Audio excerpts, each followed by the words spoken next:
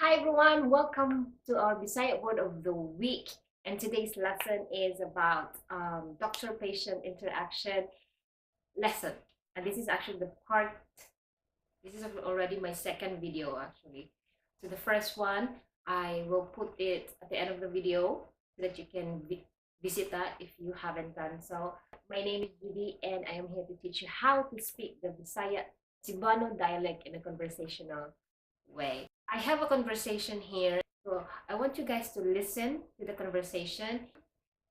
We are going to break it down after the conversation. We're going to break it down one by one, and so that you will really so that you will understand the conversation. Okay? Mayong buntag, ma'am. Unsa may ato? Noon man ka, ma'am? Mayong buntag, Dok. Sakit kaayong akong ulo. Kano sa man ni nagsugod? Pila na kaadlaw? Adto ra pag-lunes, mga 3 na kaadlaw. Unsa pa may lain nimong gipamati? Sakit pod ang akong tutonlan. Sakit itulon? Oo, Dok. Ako ang tanawon imong tutunlan ha. Ablihi imong baba, ingon og a. Sulay daw og tulon. Nakay hilana? Oo, Dok. Kuha ta og temperature ha. Naajud kay hilanat. Naa kay tonsillitis. Dapat ta mag-antibiotics, ma'am, sa 7 ka adlaw. Imnon nimo ni katulo sa 1 ka adlaw. Imnon nimo ni ighuman ug kaon ha. Mauning reseta. Balik diri kung mosakit gihapon imong tutunlan. Okay, Dok. Salamat. Walay sa pa yan. Alright, so that's the conversation between the doctor and the patient. First, maayong buntag, sir. Good morning, sir. Or ma'am. Unsa may ato? Unsa may ato? Na unsa man ka, sir or ma'am? Na unsa may ato is like, so what's ours? Like, what's ours? What's the matter? Unsa unsay na unsa man ka, sir? What happened to you? Okay? Na unsa is like, what happened? Ka, it means you. The patient said, maayong buntag, Dok, sakit kayo akong ulo. Sakit, it's pain. Okay? It's pain, you're feeling pain. Ako means my, ulo is head. Okay? Next conversation. The doctor says, kanusa man ni nagsugod. Pila na kaadlaw. Okay? Kanusa means when. Man is actually just an expression. Okay? Kanusa man. Ni is a shortcut of kini. Means this. Nagsugod, started. Okay? Nagsugod, started. The root word there is sugod, which means start. Okay? Nagsugod, started. Pila means how many. Pila na. Na there is already. Kaadlaw is days. We're talking about days. Okay? Then the patient answered, Adto ra pag-lunes, mga 3 na kaadlaw. The meaning of that in English, it started last Monday. It's been 3 days already. Adto ra means started last. Adto ra, started last. And then pag-lunes, lunes is Monday. Pag-lunes. Mga, there is a plural form. Okay? Tulo means 3. Na, again, it's already. Kaadlaw means days. From the root word adlaw, days. The doctor says, unsa may lain nimong gipamati. Unsa means what? Unsa may is what? Unsa pa may lain means what else. Unsa pa may lain, what else? Nimo means you. Gipamati, it means what you're feeling. Okay, what you're feeling inside.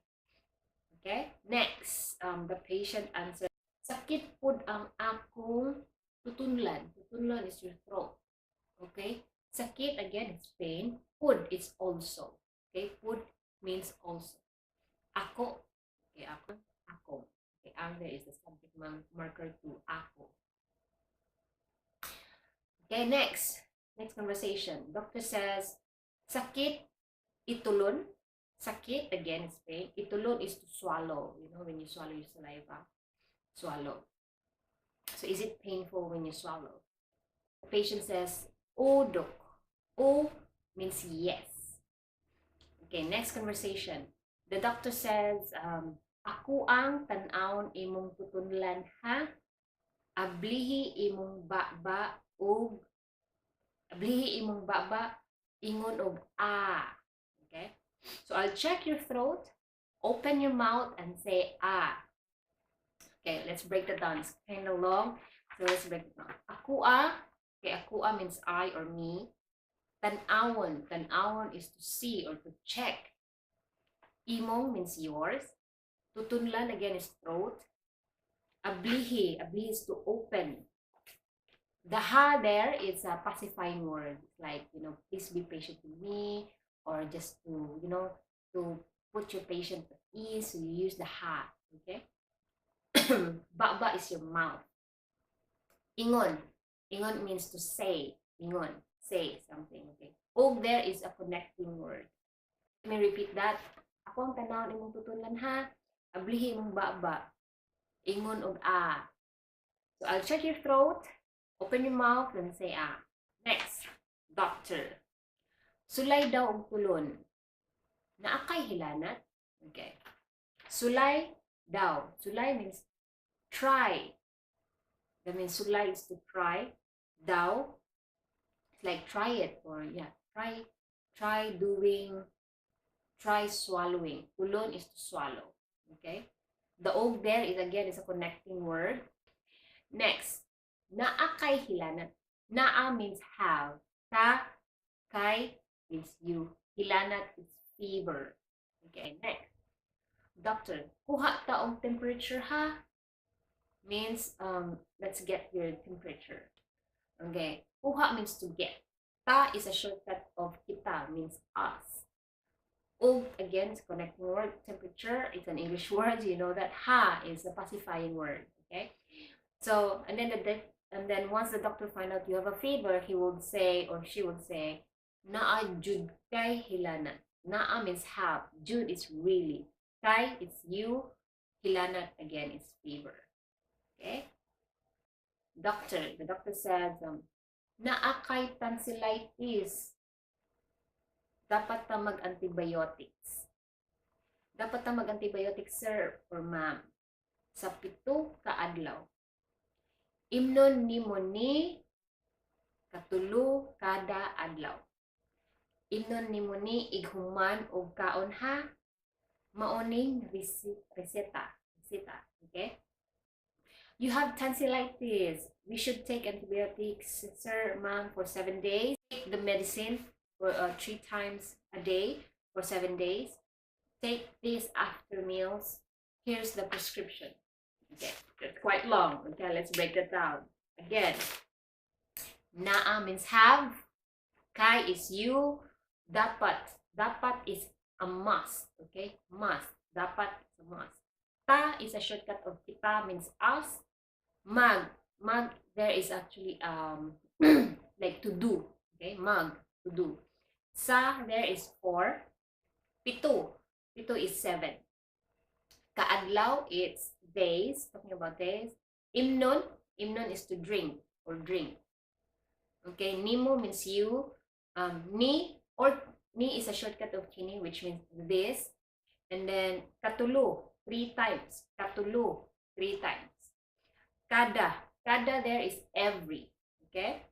Adlaw is a day. Ighuman means once done or after. Then kaon is eat. Maoning means this is. Reseta, it's a doctor's prescription. Okay. Last but not the least, the doctor says, "Balik diri kung mosakit gihapon imong tutonlan." Balik diri kung mosakit gihapon imong tutonlan. Yeah. Come back here if the pain in your throat persists. Okay? The patient says, "Okay, doc." Salamat. Salamat is thank you. So let's break that down. Balik is to come back. Diri means diri, here. Kung means if. Mosakit, to feel pain. Mosakit, to feel pain. Then gihapon, still. Imong means your. Tutonlan again is throat. Okay. Okay, that's all. Yeah, that's all for today. Let's listen to that conversation once again, and hopefully this time around you'll somehow understand the conversation. Okay, I'll see you then.